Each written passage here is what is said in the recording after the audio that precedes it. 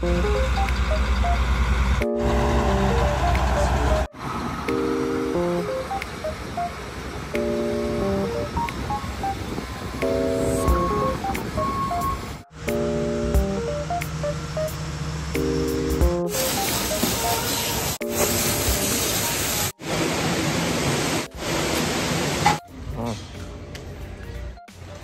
pa yung kasama ko doon para magpasok ng baka. Kami naman, kailangan na naming pumunta doon sa mga hinakot na mais. Yung minsan pa nila iniipon yun eh. Ito yung kabilang farm namin. Tawid na ng kalsada yan. Kung napansin nyo, ito yung kulungan ng mga baka namin dito. Group 1, 2, 3, and 4. Diba ang haba? Then dito yung stock ng mga pakain. Ayan, kasama din namin yan, oh. Mga yan. Sa kabilang yan, puro baka pa rin. Imagine, tumawid na ng kalsada yung kabilang farm namin. Pero kay boss pa rin yan. So, sobrang lawak, diba? Yung nga lang, pag naulan na ganito, ang putik. Tapos, yan. Nagmimix siya ng pakain, kasi magpapakain siya sa baka. Mix kasi yan ng damo at saka mais. Kung napansin nyo yan, yung mataas na yan. Oh, napakataas niyan. Diyan ini-stack yung pakain, then may cover ng trapal. Ubus na yung isa mauubos na. And then ito, kasalukuyan pa lang, sinisiksik. Paabutin pa yan hanggang dito. Napakahaba niyan. Ito yung pinakamahaba dyan sa tatlo eh. And then ito, yan, natabunan na yan. Pinabunan niya ng ibabaw ng mga dumi ng baka na pinatuyo. So ang ilalim niyan, ayan, pakita ko sa inyo. Para may idea kayo yan. Yung ilalim niyan is mais. Yan. Mais na yan. Na nag-grind. Then tinabunan ng trapal. Ito pabigat yan kasi para hindi lumipad. Trapal yan. Kasi kapag umuulan dito, tapos nag-snow, mababasa yan kaya kinubera na. So ito pinupuno pa lang yan kung nakita nyo. Ayan. Paabutin pa yan hanggang dito. Imagine, yung una, ikalwa, doble niyan ang haba nito. Mas mahaba to eh. So hanggang doon pa siya nagpupuno. Ngayon pupunta tayo dito ngayon sa kabila. Ito yung tatabunan namin. Ayun, naka-ready na oh. Lawak ng farm, no? Ito yung ginagamit naman pagtulak ng pagkain ng baka. Minsan panghakot din yung mga area na maliliit, yung masisikip. Ito yung ginagamit namin. Kung napapanood nyo yung videos na nagtutulak ako ng pagkain, ito yun. Then nakita nyo dito, ayan. Marami pa dyang maliliit na baka, ayan guys. Oh. Ayan yung mga maliliit, yung mga ilang buwan pa lang pinakakain dyan, nakahiwalay. Meron pa din doon, di ba? Hindi nadaanan ko pag pauwi na tayo. So ito yung parking ng mga trailer truck at mga heavy equipment na ayan. Nagakot na sila eh. Ito yung itatabo namin dito. So kung napansin nyo, ayan na. Nagsimula na silang magtambak dito. Ito yung ilalagay namin dyan sa ibabaw. So lalatagan namin yan ng trapal.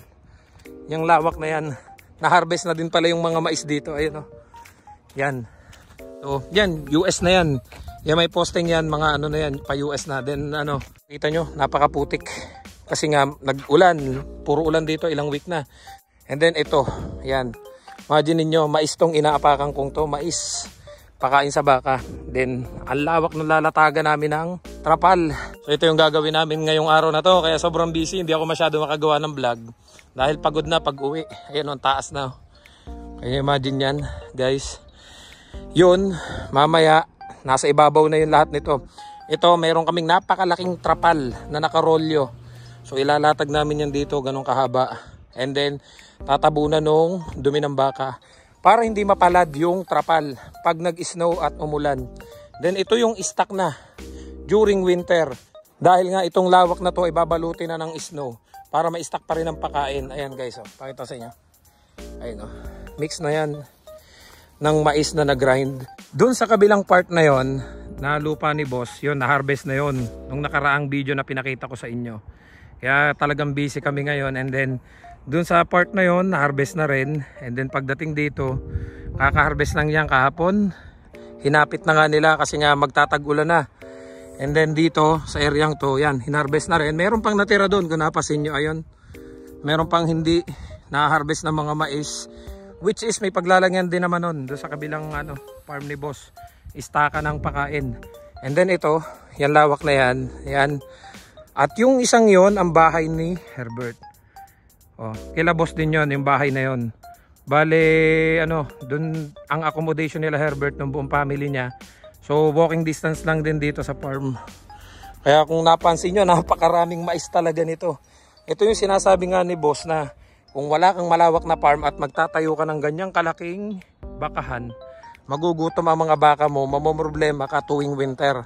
Dahil talagang ito ay babalutin na ng napakakapal na snow. At yun ang magiging problema ng iba, kaya nagsasara yung ibang dairy farm dito kasi nga wala silang stock ng pakain. So inaantay ko lang yung mga kasama ko, paparating na rin sila. Yung iba may dala ng mga pala kasi pampala namin doon sa dumi. Sana naman magpakain si boss kasi ang laki nito, alam niya mapapagod kami. Papakain yun minsan chicken tsaka pizza. So pag uwi, hindi na ako magla-lunch. And then pahinga lang konti, babalik na naman kami mamaya. Kasi yung start ng milking namin ay mamaya alas 2. So 1:30 dapat nakabalik na kami. Magsiset up pa kami ng makina. And then ngayon, hindi namin alam kung anong oras kami matatapos dito kasi ang lawak pa nito. Yung iba tinatawag na para pumunta rito. Then pag natapos namin to, sana magpakain nga si boss. Kasi for sure hindi na ako makakain sa bahay dahil pagod, inaantok na, kailangan matulog kasi yung milking namin is every 4 hours. Di pahinga ng 4 hours, then pasok ulit 4 hours. So putol-putol yung pasok namin. Kailangan makaidlip ka kasi mahirap mag-milking nang ikaw hindi nakaidlip. Nakakapanglata talaga. Alam mo yung nagmi-milking ka nang wala ka, hindi ka mala nakaidlip. Tapos nagpang-abot na yung last duty mo sa next duty mo. So talagang nakakapagod din. Wala pa naman tao doon. Wala pang tao doon. Tayo palang dalawa. Wala nga trapal, wala lahat. Madudurog tayo nung kapag tinira natin yun, dadalwa tayo. Baka mamaya late pa sila dumating. Madurog tayo, hindi sila darating na maaga. Oo, pag hindi sila dumating ng maaga, patay tayo dyan. Dadalwa tayo dun. Wala pa ting tarpal. Kalahati lang yata dyan Kalahati lang, di pupunuin yan. Ayun nga patay tayo dyan. Ibig sabihin, pag tinira natin yun, titirahin din natin ito mamaya. Patay tayo dyan. Nako, late na kami makakauwi nito. Ito yung mahirap dito. Oo nga, pinapatag na Naglagay na ng pantambak ito. Nako, ayan na Patay tayo dyan. Anong oras na kami makakauwi nito? Ito namang mga to, hindi pa makakatulong tong mga to kasi nagpapakain pa. Dapat kasi pare-pares na kaming tapos para tulong-tulong kami ditong magawa to. Kaso nga, yung ibang worker, hindi pa rin sila tapos. Meron pa dyan yung iba talagang ayaw pa talagang pumunta, nagbibisi-bisihan pa yung ibang lahi na kasama namin. Sanay na kami dun. Yung parang nagpapalit sila ng punta rito para makaiwas. Yung patapos na kami saka sila pupunta. Madudurog kami niya pag kami lang titira niya, napakalawak niyan. Ayun si Pedro, may dalang pala Madudurog tayo niyan. Ay itong isa hindi pa tapos to magpakain. Tatatlo tayo. Ay si Mokong hindi pa din tapos dun. Kinatulong pa si Jesus. Tatatlo tayo. Ay si Amo pala yan Buti hindi pala to pupunuin ng ganung kahaba Dito. Durog. So ito yung kalbaryo namin kapag ganitong tag-ulan dito. Dito pa naman sa BC puro ulan talaga, as in puro ulan. And then pag winter, imagine nyo guys yan. Kailangan niyang tanggalan ng cover para makuha yung pakain. May video na akong ginawa before. Nakita nyo naman, napakakapal ng snow dito. Itong lawak ng areang to. Napakakapal ng snow. Tapos tatanggalin namin yung mga cover para makuha yung pakain, yung mais. So talagang yun ang isang kalbaryo dito ng mga nagtatrabaho sa kagaya nitong mga yung nasa labas. Unlike nung iba na hindi nila naranasan yung mga walking distance lang yung trabaho, yung pagpasok mo doon sa trabaho ay may heater, hindi ka nakakaranas nung talagang maligo sa snow. Yung magtatrabaho kayo na pumapatak ang snow, kaya yung mga kababayan natin na chicken catcher, ramdam ko sila kasi yung pagtitiis nila para lang makuha talaga yung PR. Minsan nakaranas din kami yun, nanguhuli kami ng manok na talagang pumapatak yung snow, nasa labas kami. Doon pa ako napa-duty sa labas na talagang, alam nyo yung habang itinatransfer namin yung mga manok ng talagang hinuhuli sa loob, and then ilalakad palabas, and then kami yung naka-duty sa labas habang umuulan ng snow. Kahit na napakakapal na nung suot mo, talagang makakaramdam ka ng lamig. At saka alam mo yung naghahalo na yung pawis at saka yung lamig. doon sa katawan mo, talagang para kang lalagnatin. Kaya yung mga kababayan natin na nasa ganitong klase ng trabaho, hindi lang sa dairy farm, yung mga nasa labas po, yung bagang umuulan ng snow, kailangan nilang sumugod para matuloy yung trabaho nila. Yung iba talagang nagtatrabaho kahit umuulan na ng snow, naninigas na yung katawan. Talagang yung pagtitiis nila, kapag nakuha nila yung permanent resident, talagang hindi maiwasan, nakakaisip silang mag-change career, naghahanap sila ng bagay na talagang medyo giginhawa na yung buhay nila. Kasi talagang yung iba nagtitiis para lang doon makuha yung permanent residence, at pag nakuha na nila, doon sila naghahanap ng trabaho na ika nga ay yung pwede nang magtrabaho ng nasa loob, hindi ka na nauulan na ng snow. Are they coming, Pedro? Late na tayo makakauwi nito. Magpapang-abot na yung sunod na pasok namin. No bueno. Are they coming? Ayan, magpapakain pa yan ng baka.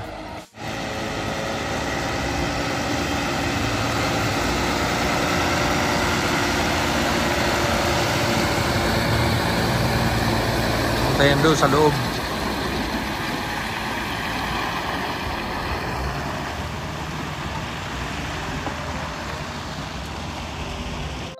Ayan ang poging anak ni Bossy Colby.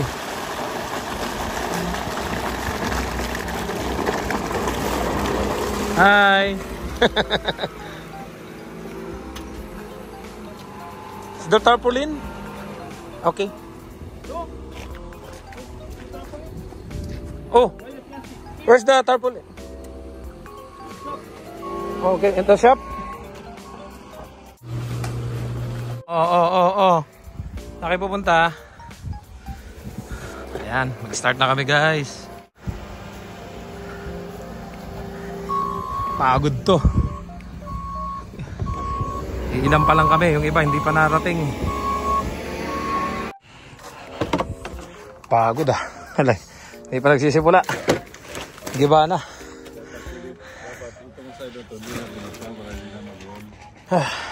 Haba din ito ah.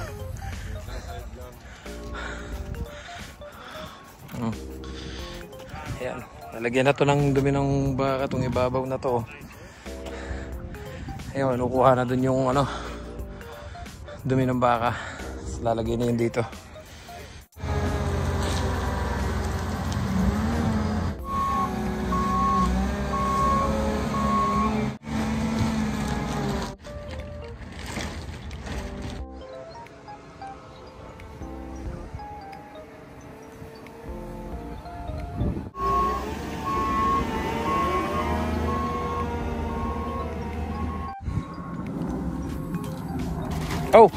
Oh, thanks.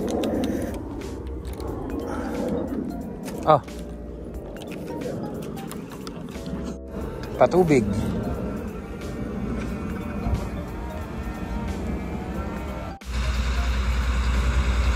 Oh, lakas niyan. Ilan ang gulong? Oh, 8. Kano isang gulong niyan? Ayan si boss. Si boss. Ayan anak ni boss. Opo. So, ito na yung natapos namin. Then yung iba pinaplat pa doon, oh, ayun oh. Kaya nag-stop muna kami. Kukontinue namin yung after nitong maplat.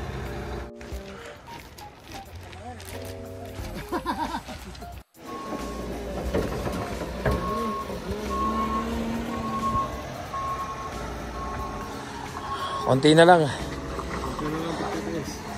Matapos na kami. Pagod na.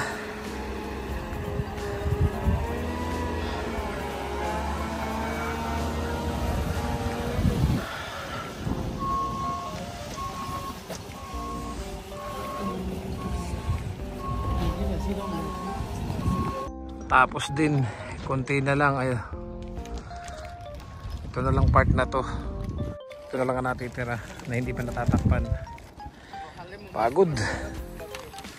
Oh, yung kanina na puro damo. Oh, puro cover na ng dumi ng baka. Pabigat yan para hindi malipad kapag humangin. Pagod. Oras na kami, ano, 2 oras din namin tinapos to. Itong lawak na to, ayun kasi no. Ayan si boss. Dami.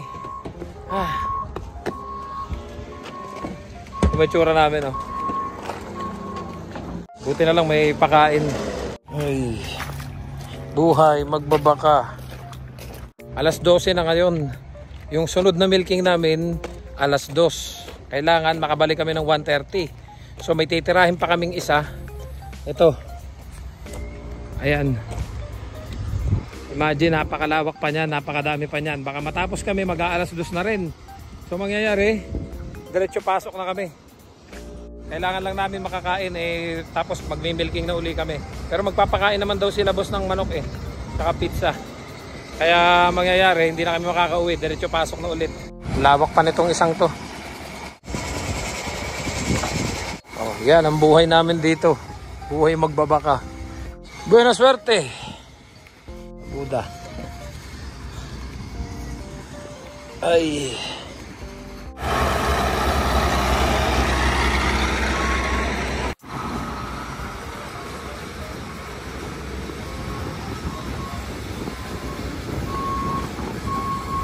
Ayan na yung tarpaulin na lalatag na naman namin dito sa napakahabang ito.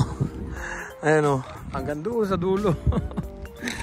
Last na yan, makakakain na kami. Ayan, lawak oh. Ano guys, yun oh, yung mga blueberry farm. Wala na. Hindi na, tenga na muna yun. Pag hanggang mag-snow, baka summer na uli yung mapapakinabangan. Oh, na-harvest na yung mga mais dito. Wala nang next year na uli yan magagamit. Then yun, bagong bukas yun chicken farm. Yung malapit na yun sa amin.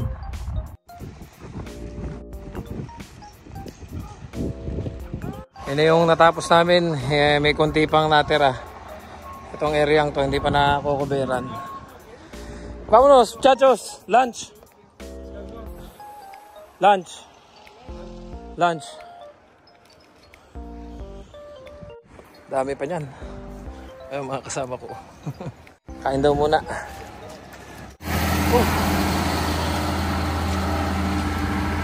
Ay, salamat. Makakakain na. Ano kayong pagkain? Popeyes? Pizza? Ang manugang ni boss. Ay.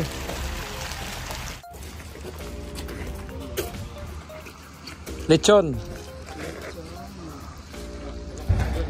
Inside. Oh, ayan. Atak. See, guys. Thank you to Carlina.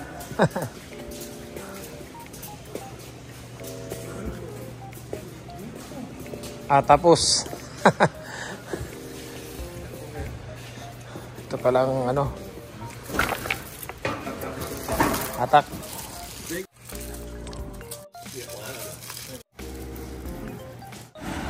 Natatapos na ng kainan, back to work na ulit. Tatapusin na namin yan. Kukunti na yan na lang uulan na kasi, kailangan naming matapos yan. Then hindi na kami makakauwi, diretso na pasok na ulit, magmi-milking na uli kami.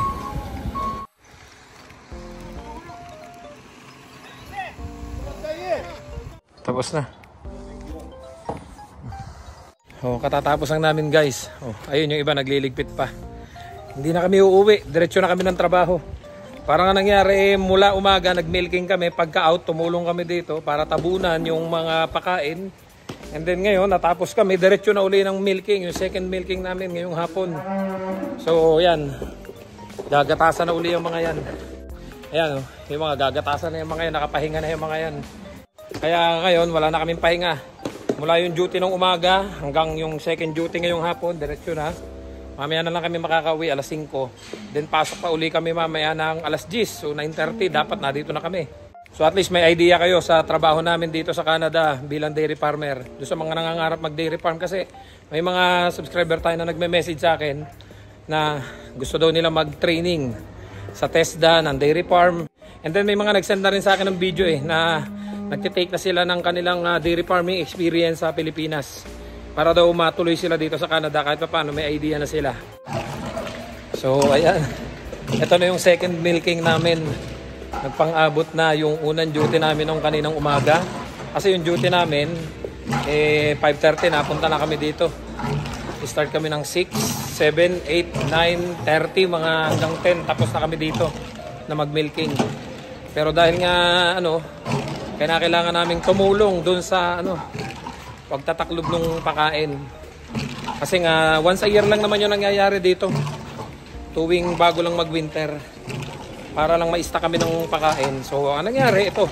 Nagpang-abot na yung first milking sa second milking namin. So, hindi na kami umuwi.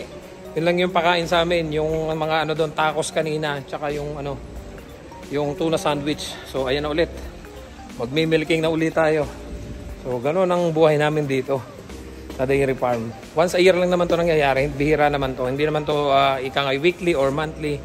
So, kahit pa paano may idea kayo. Kasi nga dito, pag winter, hindi mapakinabangan yung mga lupa. Kasi nga puro snow. Kaya kailangan mag-stock ng pakain. Hindi kagaya sa Pilipinas na talagang may mga tumutubong damo. Pwede kang magtanim anytime ng mais. Dito, hindi. Kailangan bago mag-winter, may stock na kayo.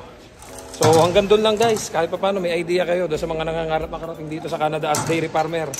Dahil yung iba nagtatanong, ano yung sitwasyon namin dito?